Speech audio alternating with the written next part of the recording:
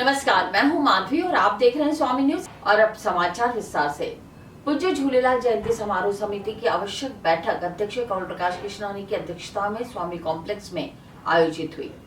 10वें चेटीचंड पखवाड़ा महोत्सव 2024 में पंचायतों, सामाजिक संगठनों, सिंधी विद्यालयों, धार्मिक संगठनों के मुख्य भूमिका में पिछले 9 वर्षों से लगातार अजमेर में मनाया जाता है। इस वर्ष 16 दिवसीय 31 मार्च से 15 अप्रैल तक 31 संस्थाएं मिलकर 51 विभिन्न कार्यक्रम आयोजित कर रही है। पूज्य झूलेलाल जयंती समारोह समिति की आवश्यक बैठक अध्यक्ष कमल प्रकाश कृष्णानी की अध्यक्षता में स्वामी कॉम्प्लेक्स में आयोजित की गई। 10वें चेटीचंड पखवाड़ा महोत्सव 2024 में पंचायतों, सामाजिक संगठनों, सिंधी विद्यालयों, धार्मिक संगठनों के मुख्य भूमिका में पिछले 9 वर्षों से लगातार अजमेर में मनाया जाता है। इस वर्ष 16 दिवसीय 31 मार्च से 15 अप्रैल तक 31 संस्थाएं मिलकर 51 विभिन्न कार्यक्रम आयोजित कर रही हैं। महामंत्री महेंद्र कुमार तीर्थानी ने जानकारी देते हुए बताया कि पखवाड़ा महोत्सव 2024 के अवसर पर शहर के आयोजन करने वाली प्रत्येक कॉलोनियों में 5 सम्मान दिए जाएंगे, जिसमें दादा झमटमल टिलवानी सम्मान, जिन्होंने आदर्श शिक्षण संस्थाओं को स्थापित करने के साथ शिक्षा को बढ़ावा देने में सहयोग हेतु 60 वर्ष से अधिक सेवा के क्षेत्र व सामाजिक कार्यों से जुड़ा पुरुष दादी सुशीला मोटवाणी सम्मान, सिंधी शिक्षा को बढ़ाने राजकीय महाविद्यालय अजमेर विभागाध्यक्ष रहीं व सामाजिक कार्यों को बढ़ावा देने हेतु सेवा के क्षेत्र व सामाजिक कार्यों से जुड़ी महिला दादा गोवर्धन महबूब बाणी भारती सम्मान, संगीत के क्षेत्र में सेवा, सिंधी फिल्मों में गाना लेखन व लाइफ टाइम अचीवमेंट के साथ सम्मान प्राप्त सेवा के क्षेत्र व सामाजिक कार्यों से जुड़ा हुआ युवा 40 वर्ष तक भाऊ हरिसुंदर सम्मान, जिन्होंने सिंध में से ही शिक्षा व समाज के जरूरतमंद परिवारों की मदद करने के साथ उनके नाम से विद्यालय चल रहे हैं। सिंधी भाषा गीत संगीत में उत्कृष्ट स्कूली बालक दीदी सुंदरी केवल रमानी प्राचार्य, जो राजस्थान के बड़े सिंधी आदर्श कन्या महाविद्यालय में शिक्षा व राष्ट्रभक्ति से कन्याओं को संस्कारवान बनाने के लिए सिंधी भाषा गीत संगीत में उत्कृष्ट स्कूली बालिकाओं को क्षेत्रीय पंचायत की ओर से सहमति प्राप्त कर प्रदान किए जाएंगे।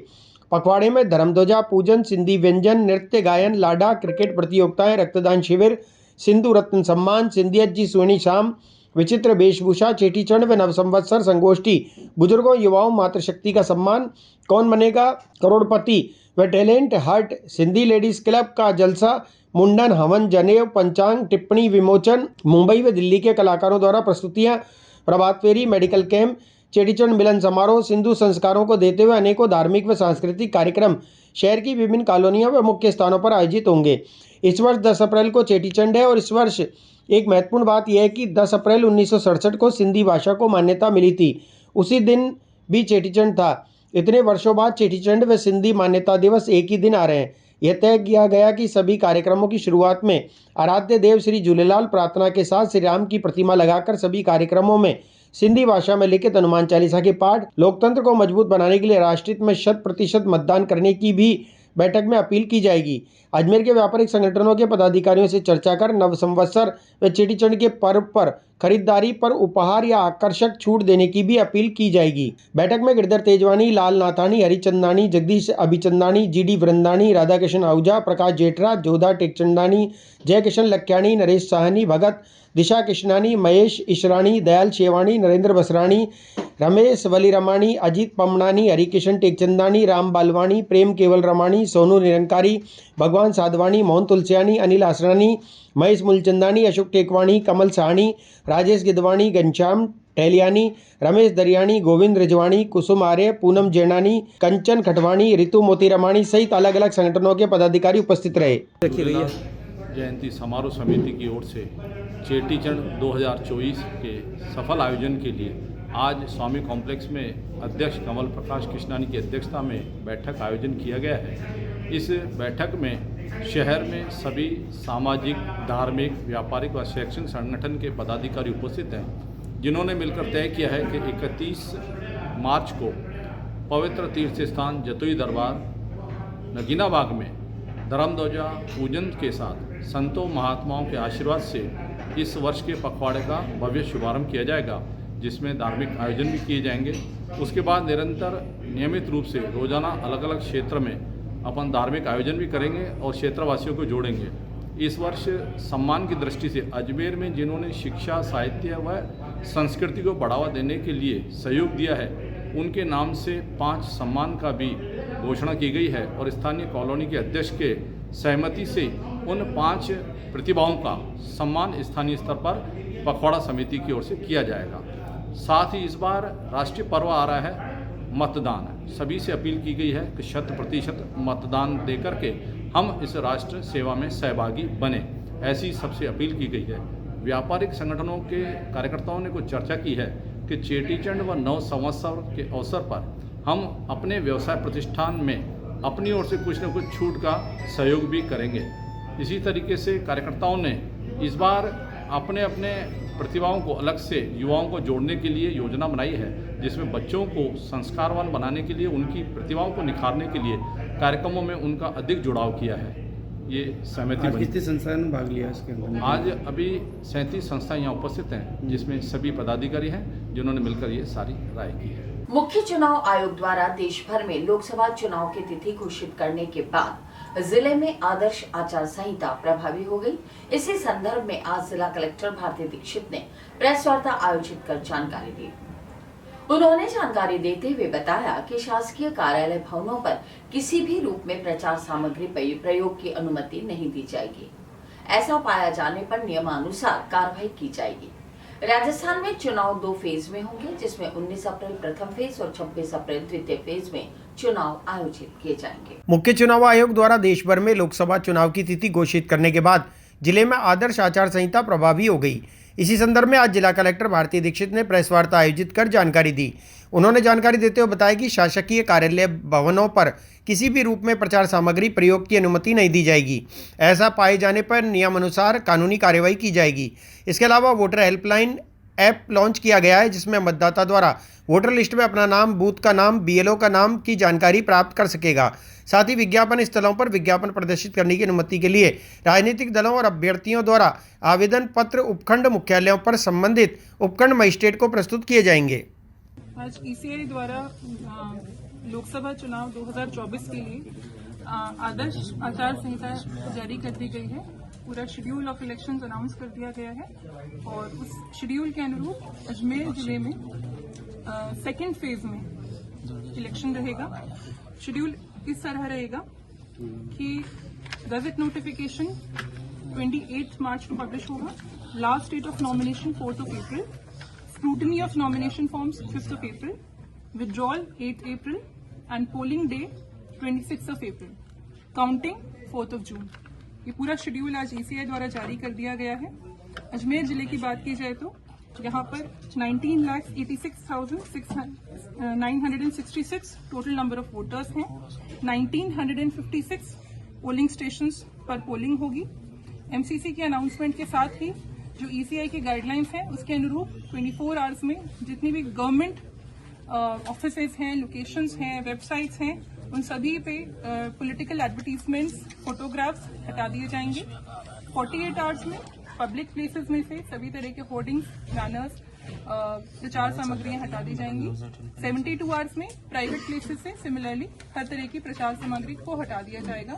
साथ ही साथ कहीं पर भी एमसीसी का उल्लंघन पाया जाता है तो सिटीजन्स सी विजिल ऐप को यूज करते हुए अपनी शिकायत दर्ज करा सकते हैं और एज पर गाइडलाइंस 100 मिनट्स में उसमें कार्रवाई भी की जाएगी और अगर उसमें कोई एफआईआर रजिस्ट्री करानी होगी या फिर कोई डेटरेंट करना होगा तो वो भी उसी के अनुरूप किया जाएगा।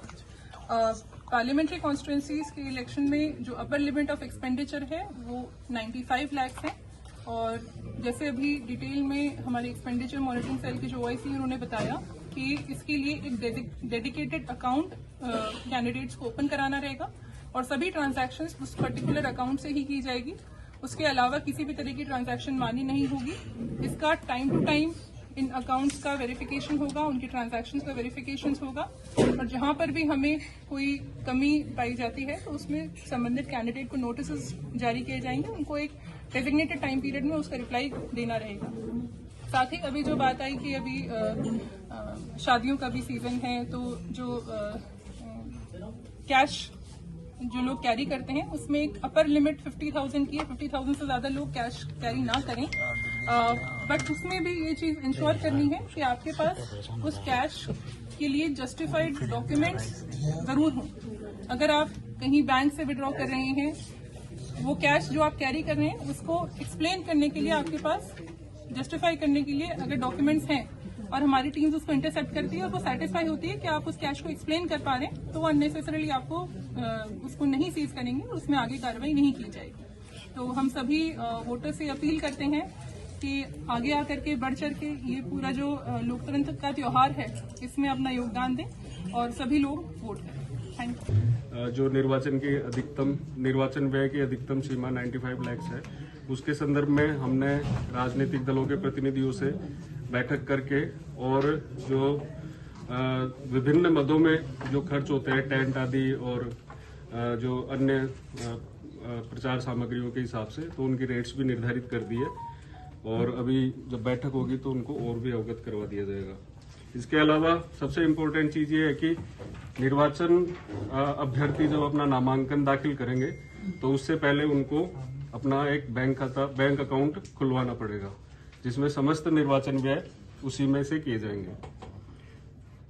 अभ्यर्थी जो हैं, जो चुनाव लड़ रहे हैं, वो नामांकन दिवस से लेके और जिस दिन चुनाव से संबंधित व्यय हेतु नॉमिनेशन से पूर्व अभ्यर्थी बैंक खाता खुलवाएंगे। अभ्यर्थियों द्वारा नामांकन दिवस से मतदान दिवस के मध्य लगभग मिनिमम 3 बार अपने लेखों का जो है परीक्षण करवाना पड़ेगा। हमारी टीम्स रहेंगे, हमारे ऑब्जर्वर्स रहेंगे उनके सामने, और चुनाव परिणाम की घोषणा के 30 दिन के भीतर अभ्यर्थी अपना अंतिम लेखा जिला निर्वाचन अधिकारी महोदय को सौंपेंगे। और बीच में जो भी अगर एम्बिग्विटी पाई जाती है तो हमारी टीम्स और जिला निर्वाचन अधिकारी कार्यालय की तरफ से नोटिस वगैरह जाते हैं, उन नोटिस का उनको 48 आवर्स में जवाब देना होगा। अगर नहीं देते हैं तो जो अगर खर्च संबंधी कोई नोटिस है तो वो उनके खर्च में जोड़ दिया जाएगा। इसके अलावा सबसे इम्पोर्टेंट चीज ये है कि जब आचार संहिता लागू हो गई है और निर्वाचन आयोग का ये डायरेक्शन है कि कोई भी व्यक्ति 50,000 से अधिक रुपए बिना किसी आधार के लेके घूमते हैं तो वो जब्त किए जाने के निर्देश हैं। तो इसलिए मेरा निवेदन है कि 50,000 से अधिक राशि अगर लेके जा रहे हैं तो उसका सोर्स भी उनके पास हो। और उसके अलावा मैम के निर्देशन से एक जिला शिकायत समिति का गठन भी किया गया है कि अगर तत्समय किसी के पास ऐसा सोर्स उपलब्ध नहीं होता और उनकी राशि अगर जब्त हो जाती है तो हर 24 घंटे में हम जिला शिकायत समिति की बैठक करते हैं और उसमें वो अपना पक्ष रख के और उनके पैसे रिलीज किए जा सकते हैं। तीसरी और अगली बात है कि जो जनसभा और रैली आयोजित की जाएंगी तो सक्षम स्तर से आगामी गर्मी के मौसम में आमजन को पीने के पानी की समस्या से राहत दिलाने के लिए पीएचईडी विभाग ने कमर कस ली है। जन स्वास्थ्य अभियांत्रिकी विभाग के शासन सचिव के निर्देशानुसार पेयजल व्यवस्था सुचारू बनाने के लिए अनेक कदम उठाए जाएंगे। आज इसी संदर्भ में जन स्वास्थ्य अभियांत्रिकी विभाग के एडिशनल चीफ द्वारा प्रेस वार्ता आयोजित कर जानकारी दी गई। आगामी गर्मी के मौसम में आमजन को पीने के पानी की समस्या से राहत दिलाने के लिए पीएचईडी विभाग ने कमर कस ली है। जन स्वास्थ्य अभियांत्रिक विभाग के शासन सचिव के निर्देशानुसार पेयजल व्यवस्था सुचारू बनाने के लिए अनेक कदम उठाए जाएंगे। इसमें टैंक और टंकियों से पानी ओवरफ्लो कर नालियों में बह जाने पर अंकुश लगाने के उद्देश्य से होली के बाद अभियान चलाया जाएगा और ऐसे उपभोक्ताओं को चिन्हित कर उन्हें नोटिस जारी किए जाएंगे। नियमों की अवहेलना करने पर ऐसे उपभोक्ताओं के नल कनेक्शन काटे जाएंगे और सरकारी पानी को व्यर्थ बहाने के खिलाफ मुकदमा भी दर्ज कराया जाएगा। आज इसी संदर्भ में जन स्वास्थ्य अभियांत्रिक विभाग अजमेर के एडिशनल चीफ ने प्रेस वार्ता आयोजित कर जानकारी दी। उन्होंने कहा कि अवैध बूस्टर और अवैध जल कनेक्शन के खिलाफ जीरो टॉलरेंस की नीति अपनाते हुए सख्त कार्रवाई की जाएगी। साथ ही आम जनता से आह्वान भी किया है कि पाइपलाइन में कहीं भी उन्हें लीकेज नजर आता है तो इसकी सूचना विभाग के कंट्रोल रूम में दें ताकि सूचना मिलते ही विभाग द्वारा व्यर्थ बहने वाले पानी को रोका जाए। आज जो प्रेस कॉन्फ्रेंस करी है, गर्मियों के अंदर अजमेर में पेयजल व्यवस्था कैसी रहेगी, उसको हम कैसे मेंटेन करेंगे, इसकी जानकारी आप लोगों को देने, आपके माध्यम से आम जनता को देने के लिए पीसी रखी गई है। हमने ये व्यवस्था कर ली है कि अजमेर शहर के अंदर 48 घंटे के अंदर नियमित रूप से पेयजल सप्लाई लोगों को मिलती रहे और निर्धारित समय पे पेयजल सप्लाई मिलती रहे। एक 25 मार्च को धुलंडी के दिन हमने ये तैयारी कर रहे हैं हम कि चिन्हित एरियाज में लगभग अजमेर के 60 से 70% एरिया में हम दिन में 1 बजे से लेकर के और 3 बजे तक 15 से 20 मिनट एडिशनल सप्लाई देंगे। उनकी रेगुलर सप्लाई के अलावा एडिशनल सप्लाई भी देंगे। सर फ़ोन को लेकर बात हुई थी। फ़ोन जब कोई किसी को जनता विभाग में फ़ोन करते हैं तो इंगेज आता है फ़ोन, उस चीज़ को लेकर क्या करते हैं? ये मेरे लिए नई बात है। इंगेज आता है तो मैं दिखवाता हूँ इसको क्यों इंगेज आता है और इसको व्यवस्था को सुधारेंगे इसको। कई जगह जब पाइपलाइन फूट जाती है तो पूरा पानी निकलता है, उसके भी 2 से 3 दिन लग जाते हैं उसको सही होने लीकेज पे, बूस्टर्स पे, अवैध कनेक्शन पे, ये हमारी पॉलिसी रहेगी जीरो टॉलरेंस की। हम किसी सूरत में बर्दाश्त नहीं करेंगे। अगर लीकेज हो गया तो तुरंत दुरुस्त होगा। ये मैंने कल हमारे जो AN हैं यहाँ पे और एक्शन साहब हैं उनके साथ में एक मीटिंग करी थी और सबको मैंने निर्देश दिए हैं कि लीकेज पे तो जीरो टॉलरेंस रहेगा। लीकेज हुई, शिकायत प्राप्त हुई, तत्काल लीकेज में सुधार होना चाहिए। कोई शिकायत का कोई नंबर या जैसा व्हाट्सएप नंबर? अभी तो फिलहाल हमारे कंट्रोल रूम्स के नंबर हैं। अलवर गेट पे एक हमारा डिवीजन है, उसका कंट्रोल रूम का नंबर है। नलगोदाम पे कंट्रोल रूम है, उसका नंबर है। लोगों के पास में भी है नंबर, वहाँ फ़ोन करके शिकायत कर सकते हैं। फिर भी हम देख रहे हैं कोई इस तरह का व्हाट्सएप के माध्यम से कोई हम सुविधा। जेएलएन अस्पताल अधीक्षक अरविंद खरे ने पदभार संभालने के तुरंत बाद ही अस्पताल की पार्किंग व्यवस्था में सुधार किया। अरविंद खरे ने पार्किंग ठेकेदारों को दिशा निर्देश देते हुए एक ही लाइन में पार्किंग व्यवस्था करवाई। जवाहरलाल नेहरू अस्पताल के अधीक्षक अरविंद खरे ने पदभार संभालने के तुरंत बाद ही अस्पताल की पार्किंग व्यवस्था में सुधार किया। अरविंद खरे ने पार्किंग ठेकेदारों को दिशा निर्देश देते हुए एक ही लाइन में पार्किंग व्यवस्था करवाई। साथ ही एक गेट से दूसरे गेट तक के क्षेत्र को वन वे किया, जिसके कारण आने वाले दोपहिया, तिपहिया, चौपहिया वाहन आसानी से निकल सकें। अस्पताल अधीक्षक ने कहा कि नियमों का पालन नहीं करने वाले वाहनों का चालान भी किया जाएगा। पार्किंग की व्यवस्था आप देख रहे हो बिल्कुल अच्छी व्यवस्थित हो गई है और साफ़ सफाई भी का भी इम्प्रूवमेंट कर रहे हैं, जिससे कि मरीजों को आने में और एम्बुलेंस वगैरह में कोई तकलीफ ना हो, जिससे कि मरीजों को आए। पूरा कैजुअलिटी का पार्किंग वाले एरिया देखें, यहाँ पर पूरा क्लीन हो रखा है। वहाँ पर भी एक तरह से पूरे व्हीकल हटा दिए, जिससे एम्बुलेंस की मूवमेंट वगैरह में दिक्कत नहीं हो। वन वे होगा, जो डायरेक्शन में जाएंगे यहाँ से निकल जाएंगे।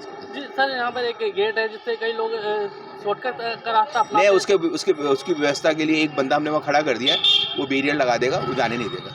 धीमे धीमे पब्लिक को ओरिएंटेशन अवेयरनेस जाएगी, जो जबरदस्ती घुसेगा उसको भी चला। जेएलएन मेडिकल कॉलेज में आज से 2 दिवसीय फिजियोलॉजी का राष्ट्रीय सेमिनार आयोजन शुरू हुआ। फिजियोलॉजी के इस सेमिनार में देश भर के नामचीन डॉक्टर शामिल हो रहे हैं। 200 से अधिक डॉक्टर्स ने अपना रिसर्च पेपर पेश किया। इंटेलिजेंस, आर्टिफिशियल इंटेलिजेंस और शरीर में हो रहे बदलाव से स्मार्टफोन से शरीर पर पड़ने वाले दुष्प्रभाव को लेकर चिकित्सक अपने रिसर्च पेश करेंगे। जवाहरलाल नेहरू मेडिकल कॉलेज में आज से 2 दिवसीय फिजियोलॉजी का राष्ट्रीय सेमिनार का आयोजन शुरू हुआ। फिजियोलॉजी के इस सेमिनार में देश भर के नामचीन डॉक्टर शामिल हो रहे हैं। 200 से अधिक डॉक्टर अपना रिसर्च पेपर पेश करेंगे। इंटेलिजेंस, आर्टिफिशियल इंटेलिजेंस और शरीर में हो रहे बदलाव सहित स्मार्टफोन से शरीर पर पड़ने वाले दुष्प्रभाव को लेकर चिकित्सक अपने रिसर्च पेश करेंगे। फिजियोलॉजी के सेमिनार में डॉक्टर अमन शर्मा सबसे अधिक आकर्षण का केंद्र रहेंगे। 16 व 17 मार्च 2024 को डॉक्टर भीमराव अंबेडकर सभागार में कार्यक्रम आयोजित किया जा रहा है। Department of physiology JLN medical college physiological society के तत्वाधान में राजस्थान ब्रांच की तरफ से नेशनल कॉन्फ्रेंस 16-17 मार्च को आयोजित हो रही है।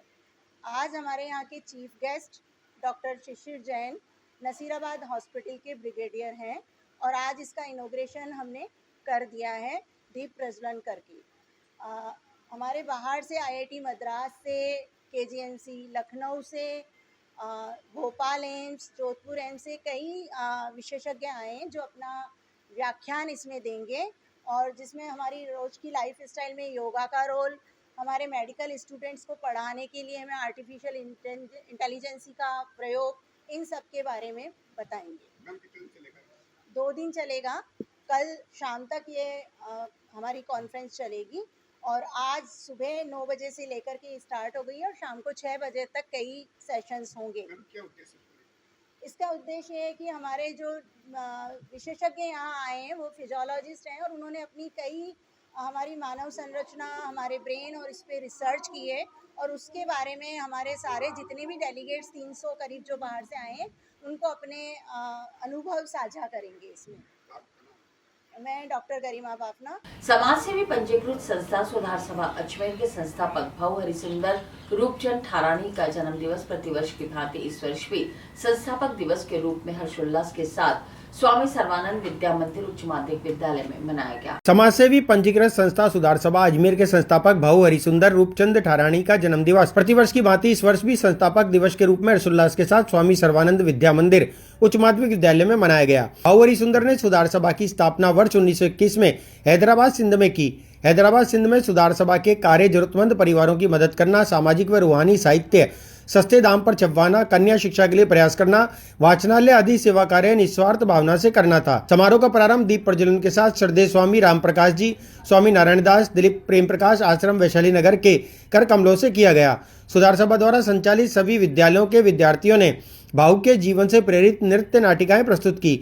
इस अवसर पर श्रद्धेय स्वामी राम प्रकाश जी ने सुधार सभा के सभी सदस्यों और विद्यार्थियों को आशीर्वचन देते हुए बताया कि अपने जीवन को सफल बनाने के लिए हमेशा समाज की सेवा में तत्पर रहें। सुधार सभा महासचिव माहेश्वरी गोस्वामी ने समस्त आए हुए अतिथियों का स्वागत करते हुए बताया कि भारत की स्वतंत्रता व विभाजन के बाद सुधार सभा का कार्यक्षेत्र अजमेर शहर रहा।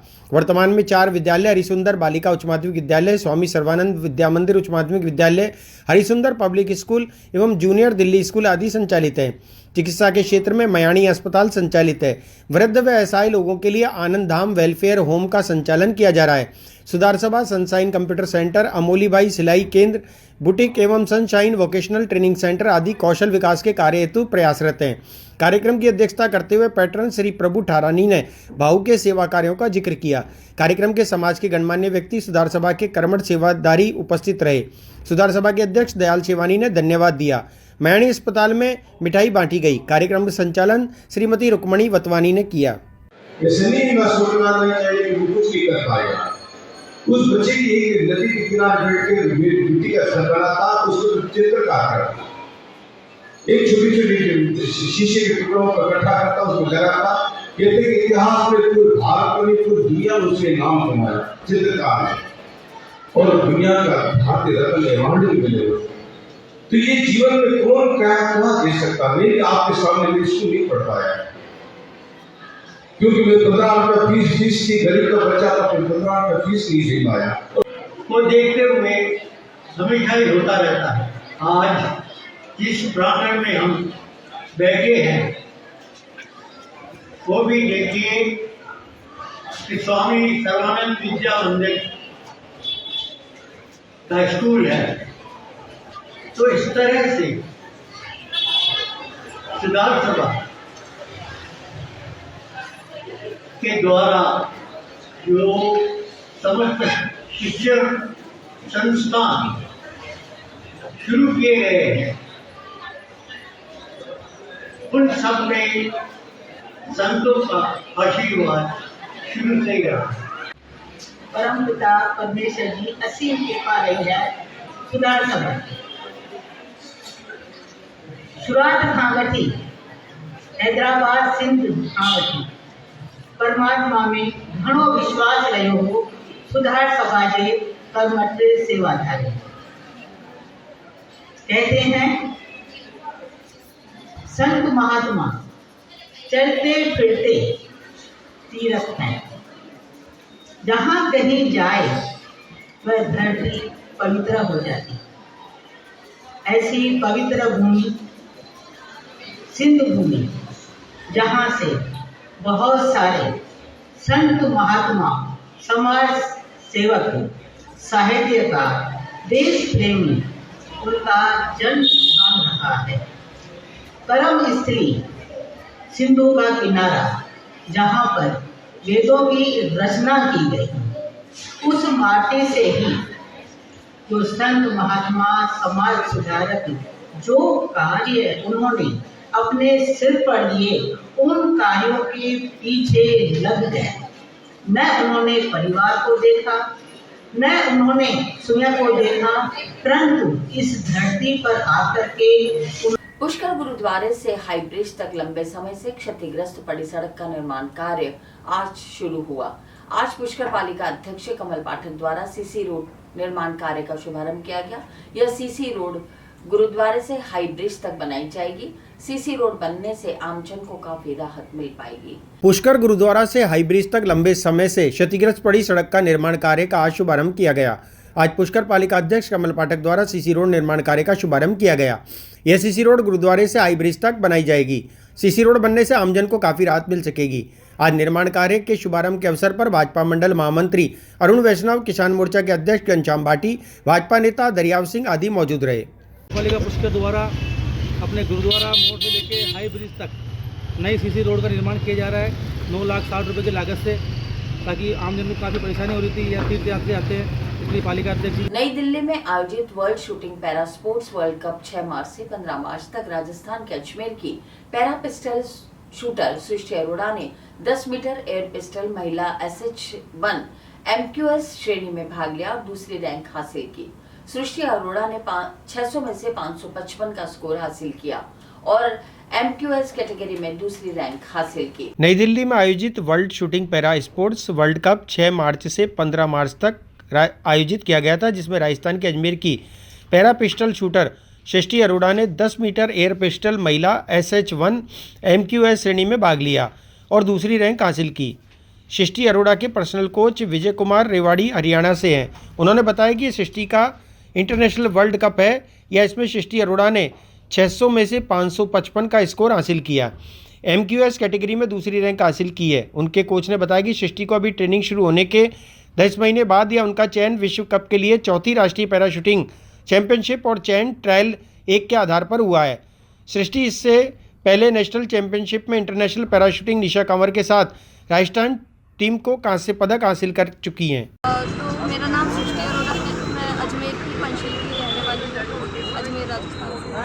और मैंने अभी रिसेंटली 6 से 15 मार्च 2024 से जो वर्ल्ड कप आयोजित हुआ था पैरा कमेटी का न्यू दिल्ली में इंडिया में, उसमें मैंने पार्ट लिया था। उसमें 55 कंट्रीज़ थी जिन्होंने पार्टिसिपेट किया था। मैंने इंडिया को रिप्रेजेंट किया है और एयर पिस्टल 10 मीटर। यातायात विभाग द्वारा आज केसरगंज पड़ाव क्षेत्र में नगर निगम टीम के संयुक्त तत्वावधान में अतिक्रमण के खिलाफ कार्रवाई की गई। टीम ने दुकान के बाहर रखे सामान जब्त किए, साथ ही नो पार्किंग में खड़े हुए 2 पहिया वाहनों का चालान किया। यातायात विभाग द्वारा आज केसरगंज पड़ाव क्षेत्र में नगर निगम टीम के संयुक्त तत्वावधान में अतिक्रमण के खिलाफ कार्रवाई की गई। इस मौके पर TI बीकाराम काला ने जानकारी देते हुए बताया कि दुकानदारों द्वारा दुकान के बाहर रखे सामान नगर निगम टीम द्वारा जब्त किए गए, साथ ही नो पार्किंग में खड़े हुए 2 पहिया वाहनों को भी जब्त किया गया। उन्होंने कहा कि पुलिस अधीक्षक के निर्देशानुसार शहर की यातायात व्यवस्था को सुचारू बनाने के लिए नो पार्किंग और अतिक्रमण के खिलाफ कार्रवाई की जा रही है। शहर के अंदर पड़ाव क्षेत्र में नो पार्किंग की समस्या आ रही है, अतिक्रमण की समस्या आ रही है, तो श्रीमान के आदेशानुसार नगर निगम से संपर्क किया। नगर निगम के आयुक्त साहब ने कहा कि हमारी टीम के साथ में लेकर के कार्रवाई करें। एसपी साहब के निर्देशानुसार हम जैसे नगर निगम और ट्रैफिक संयुक्त कार्रवाई कर रहे हैं। नो पार्किंग की भी कार्रवाई कर रहे हैं। अतिक्रमण भी जो अतिक्रमण कर रखा है उनके सामान नगर निगम जब्त कर रहा है और ये कार्रवाई अभी जारी रहेगी। अभी कार्रवाई चल रही है। नो पार्किंग के लिए हाँ, नो पार्किंग के लिए नो पार्किंग को लेकर के जो गाड़ियाँ नो पार्किंग में है, जैसे 2 व्हीलर है, उनको वैसे हम ट्रक से ले जाया जा रहा है और बाकी और कोई जो नज़दीक खड़ी कर रखी है तो उनको समझाइश की जा रही है। अभी यहाँ पर पड़ाव में कई दुकानदारों ने विरोध करा था, अब दुकान करने को कहा था। ऐसा कुछ नहीं, कोई इश्यू नहीं है ऐसा। वैसे जब नगर निगम जब ट्रैफिक की नगर निगम की संयुक्त कार्रवाई होती है तो कुछ ऐसा इश्यू सामने आता है जिनको समझाइश करके उनको समझाइश कर दी। पार्किंग का भी एक मुद्दा बोला था। हाँ, पार्किंग के लिए व्यापारियों ने कहा है तो नगर निगम से और बात करेंगे, उनके लिए पार्किंग की व्यवस्था की जाए और वहाँ पार्किंग में ये। अजमेर माल रोड स्थित गौड़ महासभा की महिला विंग द्वारा फाग महोत्सव का आयोजन किया गया। इस मौके पर महिलाओं द्वारा राधा कृष्ण की जोड़ी बनाकर नृत्य प्रस्तुत हुआ। इसके अलावा सेठ सेठानी बनकर हास्य नाटक प्रस्तुत किए गए। कार्यक्रम के दौरान महिलाओं ने होली और भगवान के भजनों पर नृत्य की प्रस्तुति दी। इसके अलावा महिलाओं द्वारा अनेक खेल प्रतियोगिताएं खेली गई। अजमेर के माल रोड स्थित गौड़ महासभा की महिला विंग द्वारा फाग महोत्सव का आयोजन किया गया। इस मौके पर महिलाओं द्वारा राधा कृष्ण की जोड़ी बनाकर नृत्य प्रस्तुत किया गया। इसके अलावा सेठ सेठानी बनकर हास्य नाटक प्रस्तुत किए गए। कार्यक्रम के दौरान महिलाओं ने फाग उत्सव और श्री श्याम के भजनों पर जमकर नृत्य किया। इस मौके पर महिलाओं द्वारा एक दूसरे पर पुष्प वर्षा की गई। आज फाग उत्सव है गॉड महासभा का और सबसे ज्यादा महिला विंग का। आज सारी यहाँ पे महिला एकत्रित हुई हैं, महाशक्तियाँ इकट्ठी हुई हैं। फाग उत्सव को लेकर कार्यक्रम होते रहते हैं गौड़ सभा भवन में। तो आज ये फाग उत्सव है। देखिए आप, तरह तरह की एक्टिविटीज हमने की है और काफी सारे गेम्स हैं, बहुत सारे नृत्य इन्होंने पेश किए हैं। राधा कृष्ण की बहुत सारी जोड़ियां बन के आई हैं। एक कॉमेडी कॉन्सेप्ट था सेठ सेठानी का, जो हमारे मधु जी और यशोदा जी ने किया है। तो दिन प्रतिदिन रुझान बढ़ता जा रहा है महिलाओं में और फाग उत्सव को एक नया फ्लेवर दे रहे हैं। ये बड़ा अच्छा लग रहा है कि एक होली खाली गुलाल से ना खेलकर इसे और भी एंजॉय किया जाए और इसमें सबका सहयोग होता है तभी हो पाता है। मैं करुणा गौड़ भारद्वाज एक गौड़ सभा से जुड़ी हुई हूँ और सभी सखियों के साथ। अच्छा, फूलों की होली भी खेली? हाँ, फूलों की होली के बिना तो कुछ भी नहीं है। फूलों की होली तो सबसे पहले है और हमारे विराजमान हैं श्याम बाबा, बाल गोपाल, सभी को आज हमारे देखो कृष्ण जी कितने अच्छे बने हैं, राधाएं कितनी अच्छी बनी हैं, सेठ सेठानी कितने अच्छे बने हैं। ठीक, कार्यक्रम आज आप लोगों ने क्या है? आज ये कार्यक्रम गॉड और सनाडे समाज की तरफ से है कार्यक्रम। लेडीज का कार्यक्रम है ये। गॉड और सनाडे ब्राह्मण का फाग उत्सव मनाया गया है यहाँ पे गॉड भवन पे। और हमने यहाँ पे आज फूलों की होली खेली है और कान्हा जी के संग में खेली है, नए नए गेम खेले हैं। काफी लेडीज में इतना उत्साह था आज।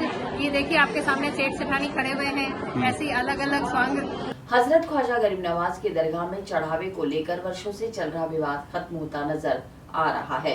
वर्षों पूर्व चढ़ावे के लिए पीली पेटियां लगाई गई थी। चढ़ावे को लेकर लंबे समय से दरगाह दीवान और खादिमों के बीच में विवाद चल रहा था। आज पेटियों को अधिवक्ता अजीत पहाड़िया की मौजूदगी में खोला गया। हजरत ख्वाजा गरीब नवाज की दरगाह में चढ़ावे को लेकर वर्षों से चल रहा विवाद खत्म होता नजर आ रहा है। वर्षों पूर्व चढ़ावे को लेकर पीली पेटियां लगाई गई थी।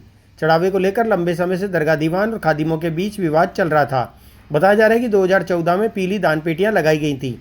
आज पेटियों को अधिवक्ता अजीत पहाड़िया की मौजूदगी में खोला गया। इस राशि को न्यायालय को सौंपा जाएगा, जहां से संबंधित पक्ष के खाते में रकम डाली जाएगी।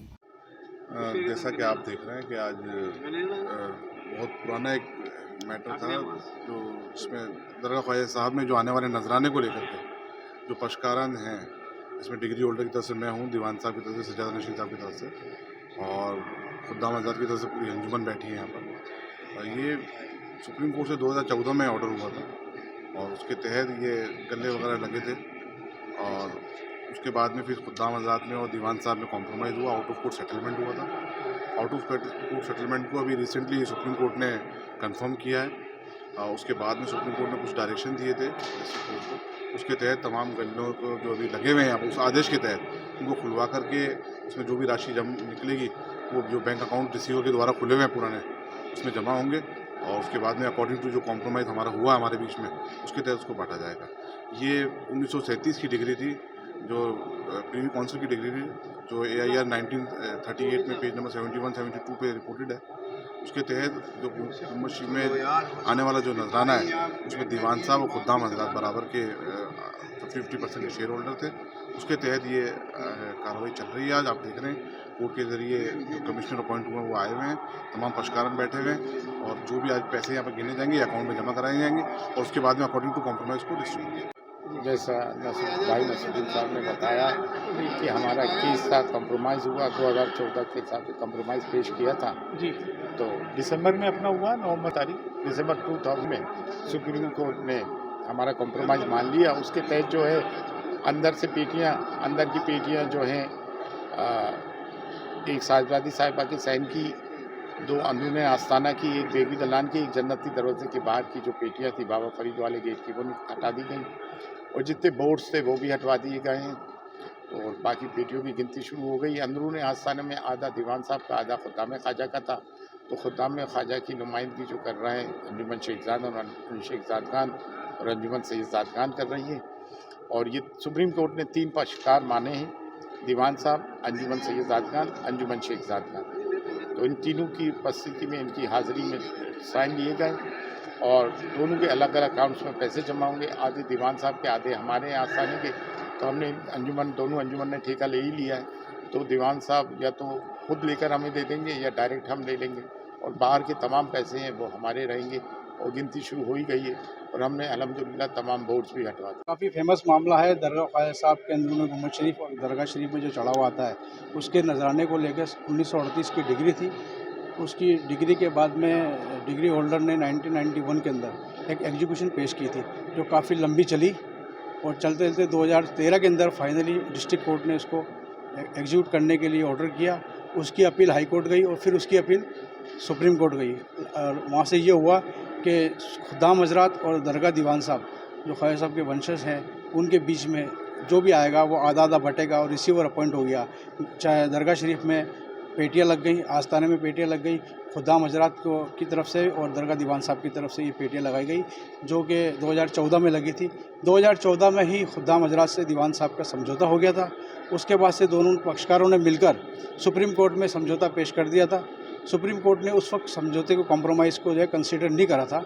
अभी रिसेंटली 2 नवंबर 2023 के अंदर इस समझौते को कंसीडर किया है। तो सुप्रीम कोर्ट ने जो 2014 की जो कार्रवाई थी उसको क्लोज करने के लिए आदेश किया था। आज सभी पक्षकार यहाँ मौजूद हैं, सबके अधिवक्ता यहाँ मौजूद हैं।